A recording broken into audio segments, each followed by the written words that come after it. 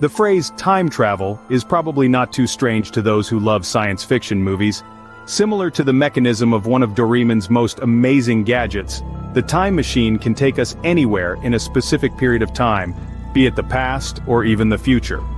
Now before we get to the main content, please hit the subscribe button to support the channel. So do you think humans can travel through time? In today's video, we will explore the case of Sergei Ponomarenko, a young man who is said to have traveled through time from the past to the future.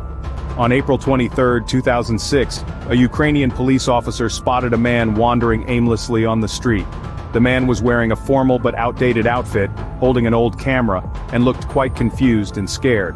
When the officer approached to inquire, the man gave the name of a street that no longer exists. Мама спросил адрес, по-моему, он назвал улицу Песчаную. Но я такой уже не помню. Да, он уточнил, говорит, это, говорит, где-то в районе Шулявки. Мы проверили по карте, такой улицы там не оказалось. Тогда он говорит, а какой сегодня день, число? The officer then became suspicious of the stranger and asked him to show his ID. Upon seeing the documents, the officer was shocked. They were issued in the 1950s by the Soviet Union, and the man was Sergei Ponomarenko, born in 1932 in Kiev. At that time, it was 2006, so the man should have been 74 years old, but he looked like a young man in his early 20s. The police thought that Sergei might have been mentally ill, so they took him to a psychiatric hospital. There, he met a psychiatrist named Pavel Kutrikov. When Sergei entered the room, he looked around very carefully. During the conversation, Sergei noticed that the clock on the wall had stopped, so he asked the doctor, "The clock on the wall has stopped. Could you please tell me what time it is?" When the doctor checked his watch, surprisingly, it had also stopped. The doctor asked Sergei to recall how he had traveled through time from the past to the present, and he honestly replied that it was a day off and he left the house with a camera, intending to take some pictures of nature. However, a moment later, Sergei accidentally saw a strange flying object in the sky. It was described as resembling a giant bell. Having never seen anything like it before, Sergei raised his camera and took a picture of it. Later, Dr. Pavel asked someone to check the film inside the camera that Sergei had brought with him. A famous photographer named Vadim Posner said that the type of film in Sergei's camera had been discontinued around the 1970s. Even the camera itself had become a collector's item in 2006. However, no one could explain its condition. It was as good as new, as if it had been manufactured just yesterday. After developing the film, the police indeed found another photo containing an image of an unidentified flying object. The giant bell that Sergei mentioned resembled the shape of an alien flying saucer that we have often depicted.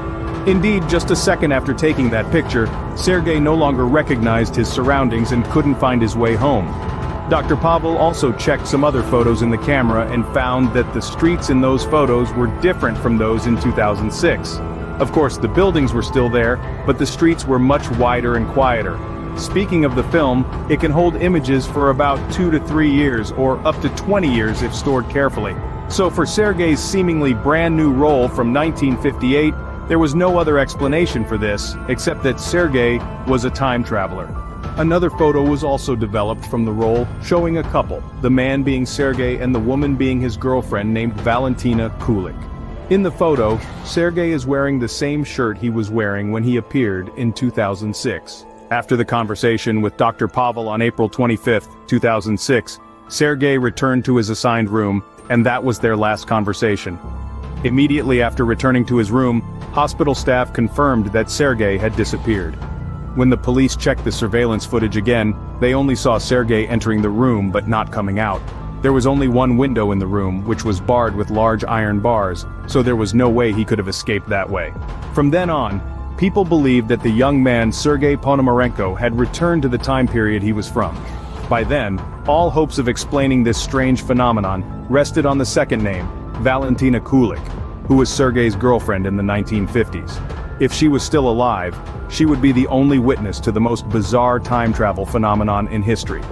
Fortunately, the police found Valentina. In 2006, she was 74 years old. She opened her photo album and found the photo she took with Sergei in 1958, which was exactly the same as the one found in his camera in 2006. When Dr. Pavel showed Valentina the exact same photo, she was surprised and asked, "Where did you find this photo?" She confirmed that the photo was real and had not been edited. Sergei also told Valentina about the microwave, a device that could heat food in minutes using electricity. Not only that, Valentina also had another photo of Sergei taken in 2050. When compared, both of these photos were taken in Kiev, but there was a clear difference. The 2050 photo showed many skyscrapers. So, this man not only traveled to 2006 but also to 2050. A Ukrainian TV station called 1+1 Discovery looked into this matter. A research team found an old audio recording from 1960 in the station's archives. It was an interview with the young Sergei. In the recording, Sergei talked about how technology would develop in the next 40 years. He mentioned microwaves, mobile phones, and artificial hearts. Sergei claimed that in the future, humans could create an artificial heart that could run on batteries and pump blood to all parts of the body. The interviewer at the time was shocked and said, "If you didn't elaborate, we would just think you were making things up." Back in 2006, surveillance footage showed Sergei observing a hospital worker using a microwave before entering Dr. Pavel's office. A hospital worker also confirmed that Sergei had been reading a magazine about artificial hearts on the table. Furthermore, he also asked the on-duty staff about the small phone they were holding in their hand. Therefore, the investigators believe that Sergei shared what he saw in 2006 with the TV station in 1960. So, after all that I have mentioned, do you believe that Sergei was a time traveler? Of course, there will be many people who believe it, but there will also be many who are skeptical. A Russian newspaper weighed in on the matter, claiming that it was all nonsense. They provided 3 details to prove that Sergei was not a time traveler at all. The first was about the type of camera and film that Sergei used. According to photographer Vadim Posner, the film and the camera had been discontinued in the 1970s. However, in reality, many people were still able to buy this type of film until the 1990s. Moreover, many people like to collect old film and cameras. So the existence of this type of film in 2006 was not something too surprising. The second point was about the recording of Sergei's conversation on the radio. According to the analysis, the recording seemed to be too clear for an audio file that had been stored for a long time. They meant that it should have been damaged to some extent. However, the video seemed to have been created recently. Finally, there was the photo that Sergei took in 2050. There was no proof that it was not an edited photo. The images of those skyscrapers could have been created through photo manipulation from different photos. Based on these 3 examples, the article asserted that all evidence of time travel was built on falsehood, and therefore could not be considered evidence of time travel. This is all I have learned about the unexplained event of Sergei Ponomarenko. What do you think about it? Do you believe it or not? Do you agree or disagree? I am somewhat skeptical about this so-called supernatural phenomenon, but I cannot deny that there are many things in this world that cannot be explained. That's all for today's video.